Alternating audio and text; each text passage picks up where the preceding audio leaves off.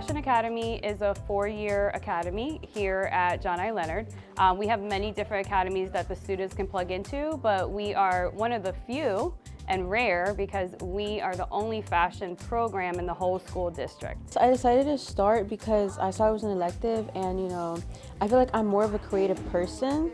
So I said, let's just do it. The Fashion Academy is a 4-year program, so most students will come in the 9th grade, come in from knowing nothing about fashion design, but knowing that they have an artistic passion for fashion.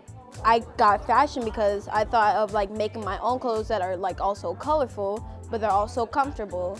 One thing I've learned is how to create multiple garments in a very short amount of time and different kinds of fabrics to use in the garments. You can train yourself, learn, and become better and better every day. It's incredible that we have mentors and people in the community that can come speak to our students about the real world life experiences.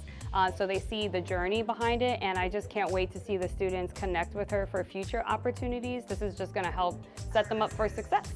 Being here, visiting John I. Leonard High School is for me a dream come true.